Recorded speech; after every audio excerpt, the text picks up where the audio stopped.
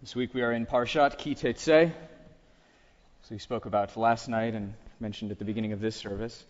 Lilia is going to have a little bit to talk about too, some of her own Torah regarding Ki Tetzei. I spoke a little bit last night about one of the peculiar laws that we have in this Torah portion, which is one that we call shatnez. It's this law that prohibits us from making garments out of different kinds of cloth and thread. It's kind of a bizarre law if you think about it. The idea you can't mix your nylon and your rayon or your cotton and lint and what have you. It's an interesting thing to think about, because you kind of think, well, what harm is done by making garments out of different thread and cloth and what have you? Would suggest that it's less about harm or damage, but it's about thinking about the way in which you sort of order the world, the way in which you find some kind of order to your life, to your routine, to what it is that you do. Which shoe you put on first in the morning, which sock you put on first. Do you get that morning cup of coffee at home or on the road from Starbucks or something like that? We all have these routines that we live into, these little rituals and bits and pieces that form our lives. They give us comfort. They give us something to lean on when things are challenging, when the day is long or the day is hard. You know where it is you're going to rest your head at the end of the day. You know where it is you go home to. You know where it is you set your keys in the home, in your house. All of these things give us structure. They give us what to lean on, what to hold on to.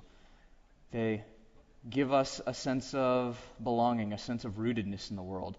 It's these little tiny touches, these little rituals, these little moments that inform our days, that give us a sense of rootedness, give us the sense of our feet on the ground, a sense of belonging, a sense of connection, a sense of connectedness with the other people in our lives. So I want to suggest that even in the most mundane of little rituals, of little rules, of little standards, that there's great purpose and great meaning to be found in terms of the way in which we live our lives, our routines, our rituals, and the way it is we hold ourselves each and every day. These things can pass you by if you're not paying attention. But I want to offer, in response to that, this rabbinic formulation. The rabbis say in the Talmud, rabbis and sages, they say that you should say 100 blessings every single day. You could take that to mean that formulation, Baruch atah Adonai Eloheinu melech haolam, asher kidshanu mitzvotav, etc., etc.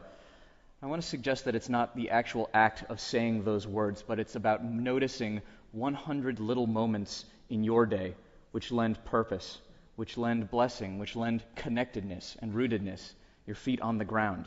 That we have the power to actually transform each and every day just through our own purpose, through our own sense of connectedness, through noticing each of these little moments, each of these little rituals, these little things that give us purpose, that give us connectedness, that give us a sense of structure and order to our lives.